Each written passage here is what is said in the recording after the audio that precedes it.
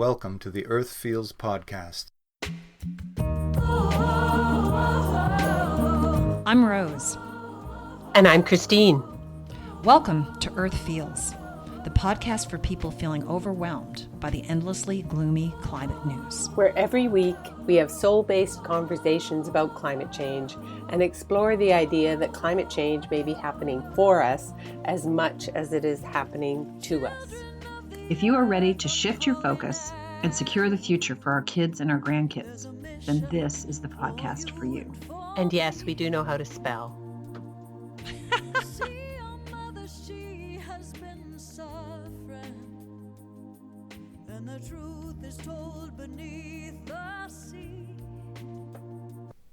Hi, Rose here with a special Earth Day edition of Earth Feels this week. By now, we all understand that climate change is undoubtedly the biggest challenge humanity has ever faced. And the good news is that as more of us are focusing on the environmental impact that we are making, it feels like individuals everywhere are finally realizing change begins with each one of us. And we're all looking for ways to adjust our habits. So in this week's episode, I'm asking the question, what everyday changes can we make to our food system to counteract climate change? Because certainly one area that touches all of our lives is our food supply. In fact, in Drawdown, the most comprehensive plan ever proposed to reverse global warming, edited by Paul Hawken. This is the book that Christine and I mention, every couple episodes we talk about it. 8 of the top 20 climate solutions are directly related to food.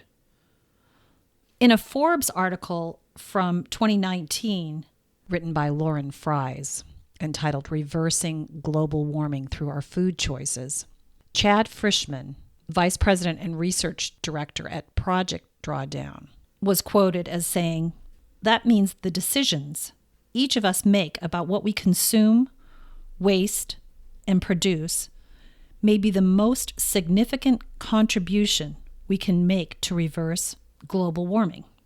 So food is an important leading focal point. And if we're looking just at the issue of food waste, well, you probably have heard the statistic that 40% of our food produced here in the U.S. never makes it to the table. Fruit waste in the U.S. is upward of 20 billion pounds per year. And 90% of that food waste isn't composting in somebody's yard. It's rotting in landfills, which is a huge contributor to greenhouse gases. And here's a statistic that'll blow your mind. If food waste were a country, it would rank third as an emitter of greenhouse gases. So I know personally that wasting less food is an area where I can do better. And I'm betting that we can all do better there. And this episode, I contacted food supply professionals to ask them the question. These are people that are passionate about creating a more sustainable system, not only to eliminate food waste, but to help solve the hunger problem. It's incredible to me that we're wasting so much food and yet people worldwide are starving.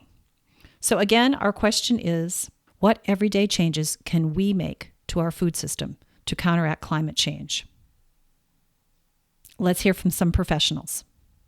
My name is Kira Toffelmeyer, and I'm the Vice President of Programs and Partnerships at Second Harvest. And Second Harvest is Canada's largest food recovery organization. So what we do is capture surplus food from wherever it's found across the food supply chain, from farm to retail. And then we redirect that food to nonprofits across the country that can use it to fulfill its intended purpose, which is to nourish people. So we know through our work that the food supply chain in Canada is generating millions and millions of tons of surplus food that doesn't get sold. And too much of it goes to landfill rather than people. And when it's in landfill, it rots and it creates greenhouse gases, which are 25 times more damaging to the environment than CO2.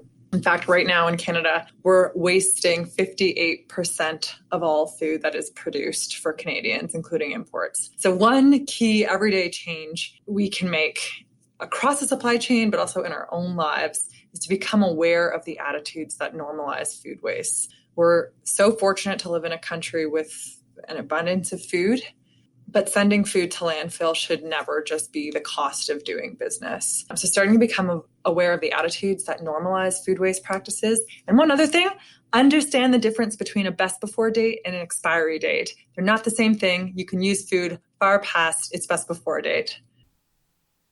Kira is VP of Programs at Second Harvest, and Second Harvest is Canada's largest food rescue program. It recovers fresh, unsold food from grocery stores, restaurants, and redistributes it to food banks and food pantries because 1 in 7 Canadians are food insecure. Next up is Bob Perry. He's the chef and food lab coordinator from the University of Kentucky College of Agricultural Food and Environment, where he hosted the WUKY Farmers Market Report, encouraging people to shop farmers markets and focused on sustainable issues in Kentucky and across the nation. Be conscious of every bite, not just the ecological impact of your food, but its economic and social impact as well. Buy as little processed food as possible and dive deep into the ingredients and processes of those foods you do purchase. You might be surprised that the organic product you think is a better choice is owned by the same company whose products you think are worse. Look at the life cycle analysis of everything you eat. Eating less meat is a good idea, but eat better meat when you do, not highly processed substitutions that rely on Roundup-ready soybeans and corn and ingredients you can't pronounce or have a clue what they actually are. When you eat out, only eat at locally owned places that buy local food. These places will usually care as much about their employees as their food sources. Think about leftovers before you begin cooking. Cook more than you need for your next meal, but have a plan to use the extra for your next several meals. You can put almost anything into a taco or an omelet. If you become conscious of every bite will be healthier for you and the planet, and probably more delicious as well. Next up, Nick Rose. He's the executive director of Sustain, the Australian Food Network, which was established for the purpose of promoting health and well-being through a broader food systems approach. He's a lecturer at William Angus Institute in Melbourne, which offers Australia's first Bachelor of Food Studies. The everyday change that we can make to counteract climate change through our food system is the simple yet profound act of growing or raising some of our own food. The IPCC says that up to 37% of all emissions come from the food system, and therefore if enough of us grow some of our own food, we can start to make a real difference in that number. Last year, my organisation carried out a national pandemic gardening survey capturing the perspectives and experiences of Australians who were growing some of their own food during the COVID-19 lockdown. 9,140 people of all ages and cultures from around the country responded to that survey and spoke of how important, impactful and powerful growing or raising some of their own food was. One of them said this: "I'm so glad someone is recording this awakening. I feel that gardening keeps me in touch with the basics of our existence. It reminds me that the complexities of life can sometimes just require observation and interaction. It reminds me that the graciousness of life is abundant. These are qualities learnt in a garden. Gardening is powerful. We should all do it." Thanks, Nick. As a gardener and one who expanded my garden greatly during the COVID pandemic, I agree wholeheartedly. Gardening not only nourishes my physical health, but having my hands in the soil and nurturing the plants works wonders for my mental health as well. Next, we have Igor Kiritanenko. Sorry, Igor, if that's just a horrible pronunciation of your name. Igor is the vice president and co-founder of Bootstrap Compost. And this, to me, is an ingenious idea. Bootstrap Compost is a residential and commercial food scrap pickup service. So if you can't compost in your own yard, they will come and pick up your scraps. They go to houses and apartments and restaurants. Essentially, they pick up your food waste and they compost it for you. They operate in Massachusetts, New Hampshire, and Rhode Island. And they're diverting thousands of pounds of food scraps from the landfill. So if there's nothing like that in your neck of the woods, good idea for a business. Hey, it's Igor from Bootstrap Compost here. So how do we counteract climate change through everyday changes? For us folks at home, it's a matter of choice. For example, you could choose to cut down on the amount of red meat you consume. Beef production creates 5 times more greenhouse gases than pork, than chicken or fish, 10 times more than eggs, and around 15 times more than tofu. So, eat your veggies. You can choose to buy organic and local, both of which have shown to reduce your carbon footprint. Meal planning and being mindful at the grocery store is also super important. Don't get me wrong, I love Costco, but don't buy a 3-pound bag of broccoli for yourself, unless of course you love broccoli and you're serious about eating it every day for the next week. A major problem we have is that 50% of our food is wasted, and sadly only 13% of that is composted. And in a landfill, as I say, food waste goes to die. It creates methane gas, which is 15 to 20 times more potent as a greenhouse gas than carbon dioxide. But through composting, you're converting methane to CO2, thus lowering your carbon footprint. Not only that, but you're creating a valuable, all-natural soil amendment that you can sprinkle on your houseplants or even start a garden with, helping you create the most local of all foods, your own. And this just in about Bootstrap Compost. Bootstrap has diverted over 7 million pounds of organic waste out of landfill since they started 10 years ago. Actually, the number is closer to 7,076,199 pounds. This is as of March. That means that they created 3.5 million pounds of compost and offset 9.8 million pounds of greenhouse gases.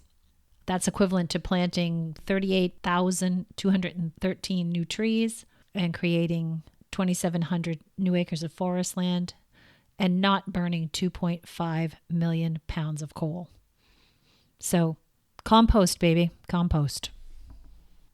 Next, we have David Vlaskarzewski. David and I met up a couple years ago on LinkedIn when I was blogging for Lyceum Live. He runs an incredible organization in the foothills of Colorado called Uproot. Essentially, it's a gleaning organization.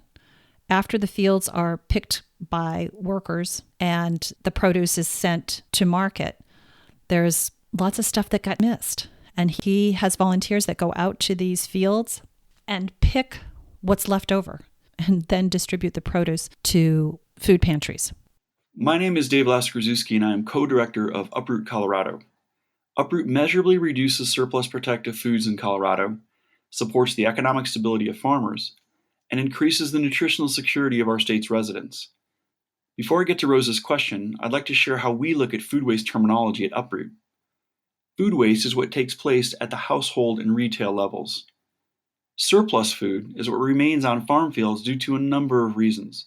For instance, labor shortages in the agricultural sector, or the cosmetic standards imposed upon produce by retail market chains. These are 2 reasons why farmers can't sell more of what they grow. A simple step that just about everyone can take to reduce the effects of climate change is don't throw away your food. Tossing your food into the trash means it winds up in a landfill, and that means it's going to decompose anaerobically or without oxygen. The result of anaerobic decomposition is methane gas, a warming agent that is roughly 84 times more potent than CO2. There are multiple resources online to help you start a composting program, from an endeavor as simple as setting up a compost bin in your own backyard to encouraging local schools or businesses, or even your own municipality to start one. Pay a visit to nrdc.org/issues/food for more info.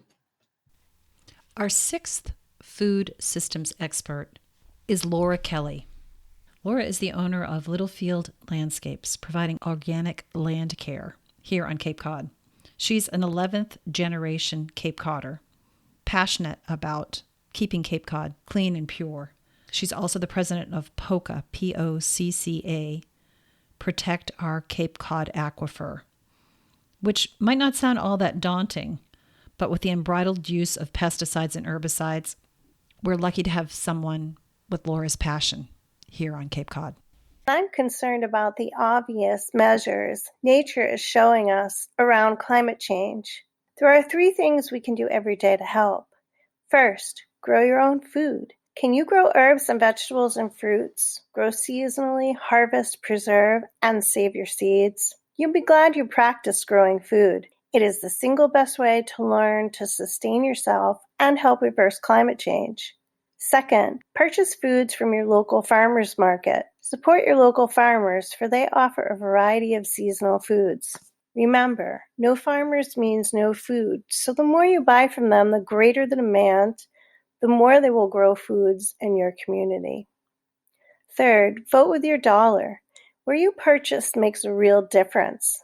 You'll be voting for that business and helping it grow with every dollar you spend there. You truly matter because you have purchasing power. If we all did these 3 things, then cumulatively, we would make a huge difference in the future to counteract climate change. Thank you for being a conscious consumer and doing all you can. Next up is Jana Jimenez, the president of The Food Drive, a nonprofit that drives food rescue and food access here in Massachusetts, in Melrose, a suburb of Boston.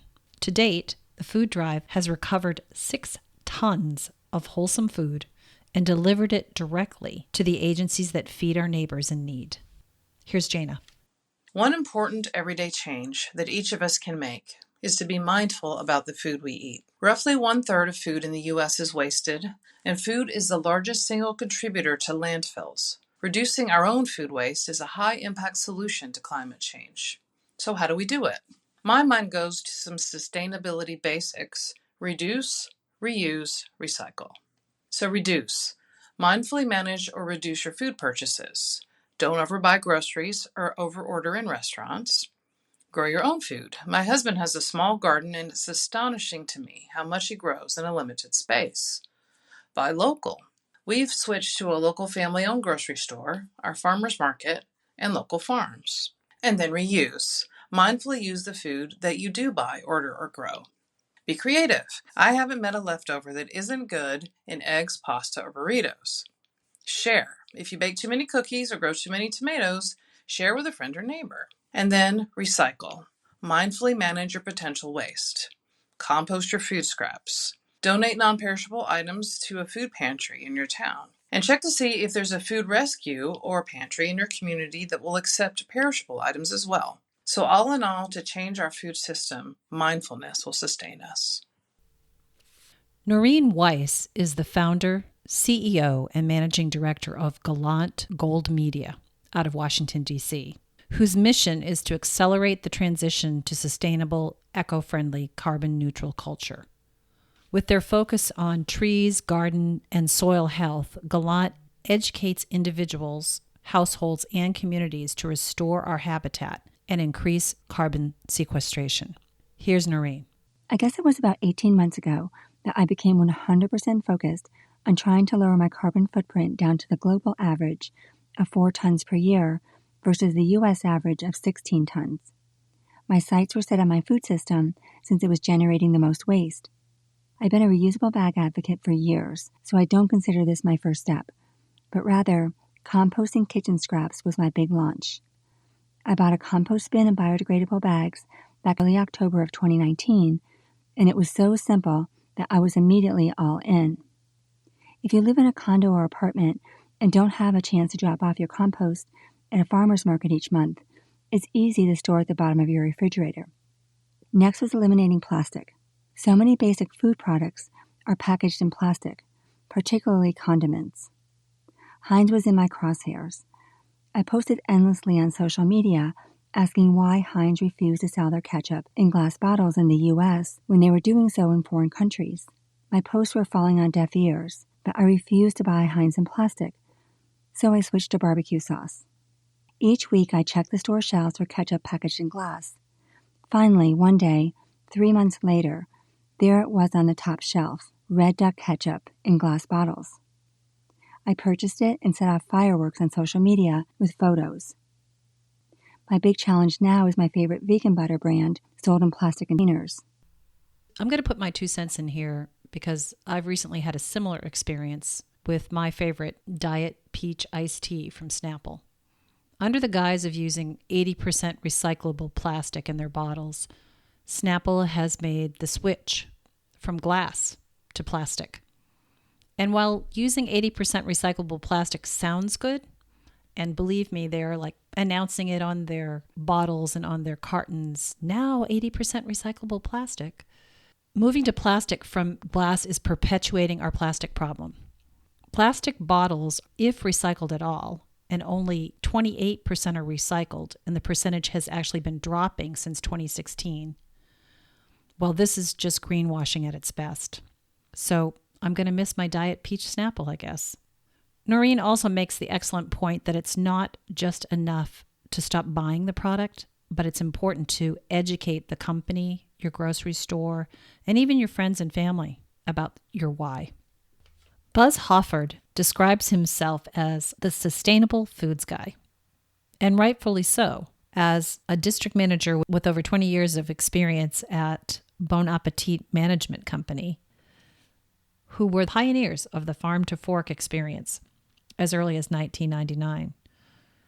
Buzz is also the founder of the Sustainable Foods Network on LinkedIn, where I connected with him, connecting 20,000 or more worldwide members committed to improving our food systems. Here's what Buzz has to say.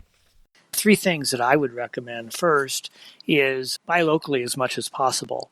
You know, most food in this country travels close to 2,000 miles from where it's harvested to where it's consumed. And during that entire trip, it, of course, loses nutritional value, loses flavor, and also consumes fossil fuels through the transportation. So you can really reduce the carbon footprint significantly by buying locally. Buying organic is another one. Most of those non-organic, conventionally grown foods use petrochemicals, which of course are oil-based. So a big opportunity to decrease the carbon footprint by buying organic versus conventional produce.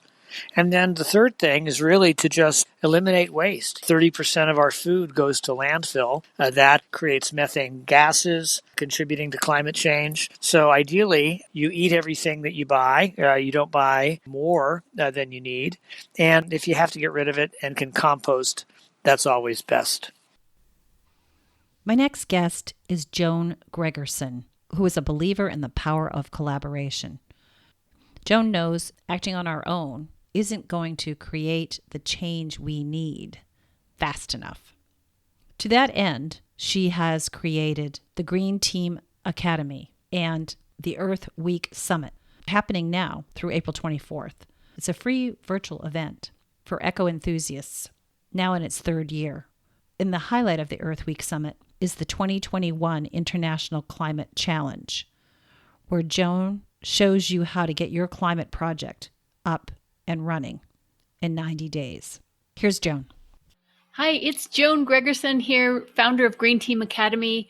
And what we can do for our food system is start working together. If there's something that you see in your community that you think needs to be improved, start a team. Don't try to work on it alone. So first thing is start a team, get some people together and start talking about it. And together, you'll be able to identify what it is that needs to be done and work on it and have the ability to encourage each other, learn from each other, and together your voice is going to have more power. For example, if you want at your kids' school that they have more food directly from nature, if you just try and work on it alone, you're not going to get very far. So instead, start a team, start talking to other parents, start talking to students, start meeting and figuring out what you can do together. If there's one lesson we were meant to learn during this pandemic that we can apply to the climate crisis, it seems to be the importance of caring for one another and the knowledge that we are stronger together.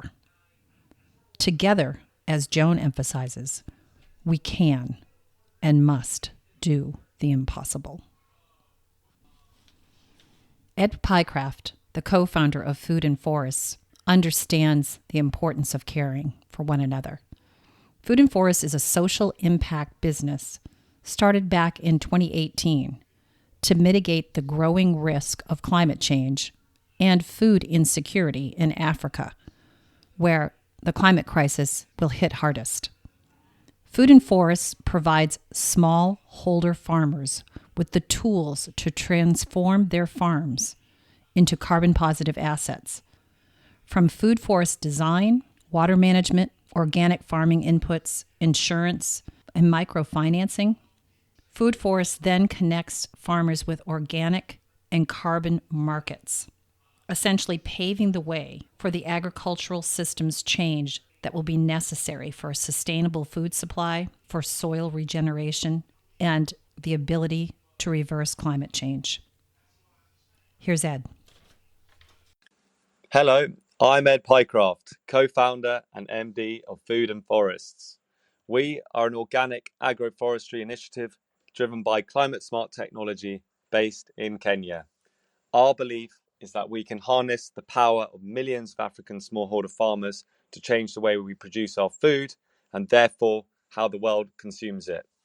We have seen the dire consequences our food systems have had on our climate, and that's why with the right training in agroecology and agroforestry, we aim to transform farms into climate-positive assets, sequestering carbon and regenerating depleted soils. The green revolution has failed us. Pouring chemicals and GMO onto our lands have made farmers worse off and our civilization sick. As an everyday change, consumers can do a lot. We live in a free market governed by supply and demand, so our actions are powerful. My 3 messages for today are: 1. Eat organic. Buy local or plant it yourself. 2. Challenge your retailers. Question their supply chain and their use of non-renewables. 3. Finally, actively support sustainable businesses that are making a difference. Amy Wu is an award-winning journalist for the women's ag and ag tech movement. She's also the founder and chief content director of From Farms to Incubators, a multimedia platform that uses documentary, video, photography, and the written word to tell the story of minority women entrepreneurs revolutionizing how our food is grown. I'll include a link to Farms to Incubators, the documentary, which once you watch it, I'm pretty confident it will change the way you think about farming produce forever. Amy's book, From Farms to Incubators, will be released on May 4th, and I will add a link for that as well. Here's Amy.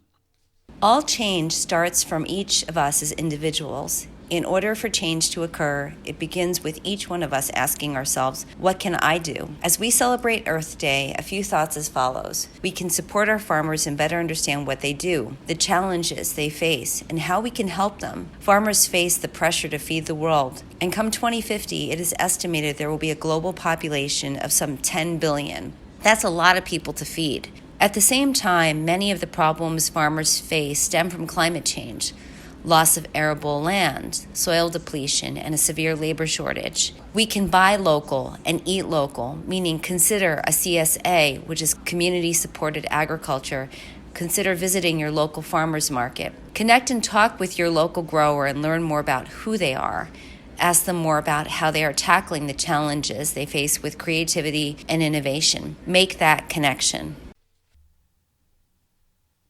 Our next guest speaker is Ocean Robbins. Ocean is the author of the 31-Day Food Revolution. Heal your body, feel great, and transform your world. He is the CEO and the co-founder of the 500,000 plus member Food Revolution Network, whose mission is healthy, ethical, and sustainable food for all. Welcome, Ocean.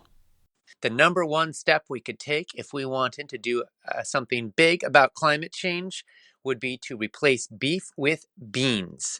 Just that one step, according to researchers at Harvard University who studied the matter deeply, would save enough greenhouse gas emissions to enable the United States to meet its current greenhouse gas emission goals, even if nothing was done about energy infrastructure or transportation.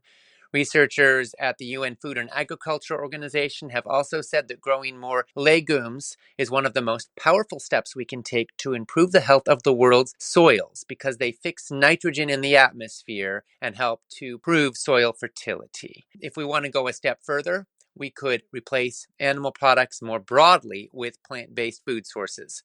According to one massive study looking at over 140,000 farms around the world, researchers concluded that 82% of all the world's agricultural land is currently going to livestock production. This means if just theoretically the world went vegan tomorrow, we could free up an area of land equal to all of the United States and China and the European Union and Australia combined. Of course, you don't have to go vegan. You can just take steps, but every step counts.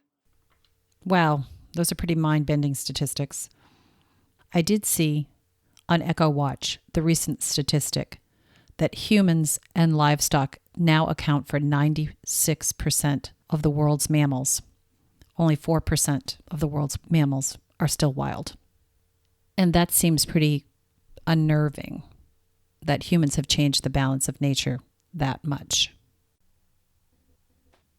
If you're like me, you got incredibly excited when the EPA relaunched its webpage dedicated to climate change that had gone dark under the prior administration. It's so heartening to see the EPA restoring the role of science in addressing the climate crisis, and to hear EPA Administrator Michael Regan's declaration in a video message, quote, "Combating climate change, it's not optional. It's essential at the EPA." I'll include the YouTube link on Earthfeel's corresponding website page for this episode, as well as a link to the new climate site. And so I'm so excited to have as our last featured speaker, Lana Suarez.